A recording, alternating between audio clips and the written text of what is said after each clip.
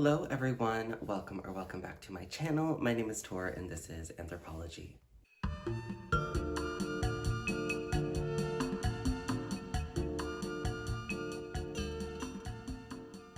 Alright, thank you for joining me in today's video. If this is your first time, welcome. I hope you enjoy your stay.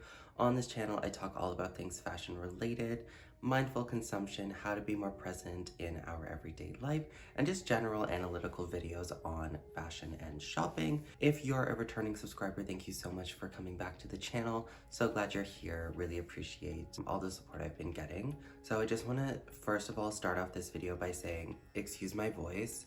I did a lot of karaoke this weekend and my voice is still she's not recovered. All the songs took her out. I just want to set that or put that out there. You know, my voice doesn't always sound like this. It just does today. This video will be in collaboration with Lauren Romeo. She's another YouTuber here. On her channel, she talks all about mindful consumption, how to just be better with our money, how to find different tricks. She's big on thrifting. She loves finding different ways to have capsule wardrobes. If you're interested in things like that, definitely check out her channel. She's really nice, super lovely. Basically how this video came about, Lauren approached me asking if I wanted to do a collab. I said yes, here we are. And we were figuring out what to do. And she basically mentioned, why don't we do our luxury journeys on when we first started getting into luxury or first started getting into this type of shopping, and then how that has changed to where we're at now. I'll definitely link her video down below as well. Check it out. The first part of this video will be my luxury journey from when I first started. The second part will be my luxury journey now, where I'm shopping now, and then some things that I've learned. So if you're interested, please keep watching. So I started collecting luxury goods, I would say 2017. So when I first moved to Vancouver, I didn't have a job. I had a decent amount of disposable income. And I figured, why not just treat myself to a few new things? I had so much extra time. So what did I do with that time? Since I didn't really have any friends when I moved here, I just went shopping. So when I first moved to Vancouver, one of the first things that I bought was this Gucci card holder. So it's interesting, when I was writing my points for this video, I was really into, you know, what you think of designer. Logo pieces, things that I would use a lot. So like a card holder or a wallet. One of my first other pieces was also a Gucci belt. So I was really into Gucci. Gucci was super hot in 2017. So I wanted to, I wanted to flex on everybody. I wanted to be like, yeah, I can get Gucci. This was actually a really good price. It was around 200 and something. Now I think this is well over 300 and it still looks like in beautiful, perfect condition. So this was a really good purchase actually. So yeah, when I first started getting into luxury, I was super into logo. I wanted everybody to know that the item was expensive. I was looking for things that I could use every day, not necessarily wear. So like card holder, wallet, scarf, big on accessories. Also, I started buying a lot of shoes. I worked at Nordstrom when I first started really getting into luxury, and that also really fueled my shopping because I was exposed to it every day. I was helping people shop, and then obviously helping them shop made me want to shop. And there was just like a shopping culture at Nordstrom within the sort of employee groups. So everybody was shopping, everyone talked about shopping, everyone was talking about buying things. So then it just became normalized, and that's sort of what I internalized and what I did. So I just started buying a lot of things. There was a lot of employee only sales, so I got a lot of things that way. I was big on the sale shopping. My reasoning at the time was I wanted to get a lot of things at the lowest price possible. So I wanted to just like amass a bunch of things that I could wear, as opposed to buying sort of exactly what I wanted. So I would buy a lot of things from the sale, things that I didn't necessarily even want, just things that I thought were relatively cheap. When talking about luxury, when talking about shopping, things are not cheap, but things are relatively cheap in comparison with one another. So yeah, I bought a lot of sale stuff, bought a lot of sale ready to wear. I don't know why I started with ready to wear. People normally say ready to wear till the end. I was just going straight in, buying Prada t-shirts, buying Prada, jackets, whatnot, because I felt like they were cheaper than bags, cheaper than other things. At the end of the day, I didn't really wear it all the time, so it wasn't the smartest decision. So another thing that I did was I bought things that looked like other things. So I bought items that looked like items that I really wanted, but they weren't those items. So I bought a lot of different bags, or I bought a lot of items that were within the same category as an item I wanted. So one example is my Celine Nano. If you're a regular of the channel, you've seen it. It's made an appearance here and there. The Celine Nano was like my holy grail bag for like ever, and I didn't get it until last year, but I spent so much money cumulatively throughout my time at Nordstrom that I could have bought it, you know, pre whatever price increase way earlier on. I could have really snatched it up years ago at this rate.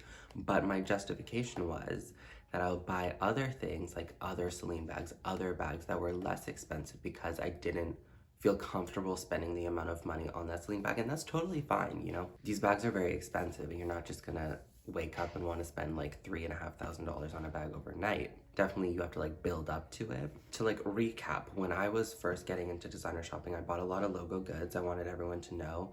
I bought a lot of things from the sale because I figured that was a good way to get goods. And then I bought items that looked like other things.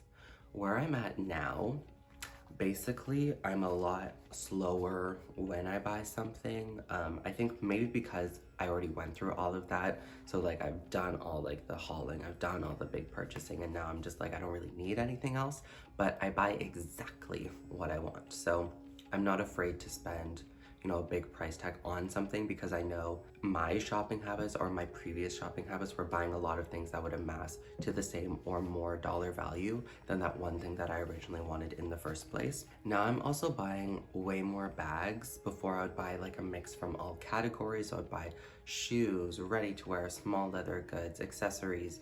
Now I'm basically only buying bags. I've had this one card holder since 2017 and it still looks brand new, and I really would have no reason to get another one unless I just want another one, you know, just because. This one is still perfect condition, and you know, I feel kind of attached to it, like I don't want to get rid of it. So with SLGs, like I'm not a person to change wallets all the time, so I never felt the need to buy a lot of wallets, but now I'm focusing more on bags, buying various different bags, more classic pieces. So, you know, the Celine Nano, I bought an Ava. I also have that new Miu Miu bag.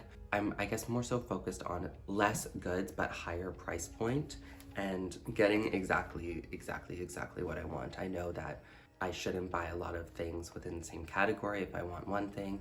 Also, I think I've learned the opportunity cost associated with buying bags or with buying luxury. If you spend, let's say, and Jessie Styles actually did a video on this recently, where if you say there's like, you have $3,000 to spend, whatever, you buy a lot of things that equal this price point, what are you missing out on if you buy all that stuff? And my case, my example was I bought so much ready-to-wear, so much sale stuff that at the end of the day, when all I really wanted was the Celine Nano, but I bought all this other stuff instead because I felt like the Celine Nano was out of my price point, I was missing out on that because I had spent so much money on these other goods. And I think the opportunity cost is something that's really, like, we don't really talk about, and maybe we should talk about more, and by bringing it up, we will talk about it. What are you foregoing by buying something else? And that is something that I think about more now. I'm more conscientious with my purchases because I guess I already have so much that I don't feel the need to buy more. And I feel like a lot of people, when they first get into luxury, they want to buy the logo goods. That's why they go to LV, that's why they go to Gucci. You know, you can get like a card holder or something that says like Louis Vuitton on it. You get a belt that has the LV monogram all over it. And people will know that what it is. People will associate that with expensive. They'll associate that with like, you know, fashion, whatever. It's very accessible luxury. And I wouldn't recommend to do what I did. I would say if you are starting out in your, you know, luxury journey, buy exactly what you want and exactly what you need. Don't start going left, right, and center, just picking things up, because it gets a little crazy, or it got a little crazy for me. It sort of became like collecting Pokemon. I just wanted to buy all these like random expensive things, and I don't even know why. Just starting, definitely figure out what you want and then go for exactly what you want. Don't waver. Don't buy something else just because it's cheaper, just because you think, oh, this one's out of my price point, but I really want that. I would just say keep saving, get that thing exactly what you want, because it will scratch that itch. If you don't scratch that itch, if you scratch around it, you're still gonna be itching. So yeah, that's my video. Definitely check out Lauren's like I mentioned before. Thank you all for watching. I hope you have a great day. Please like, comment, subscribe if you haven't already. Let me know your thoughts. Let me know what your experience was when you first started buying luxury goods. How were you, or what were you purchasing? Now that you've purchased for maybe a while, what is your experience now? If you're just getting into it, what are you thinking about buying? Let me know everything down below. I love engaging. Please like, comment, subscribe as I said before. Thank you for watching, and I'll see y'all next time. Bye guys.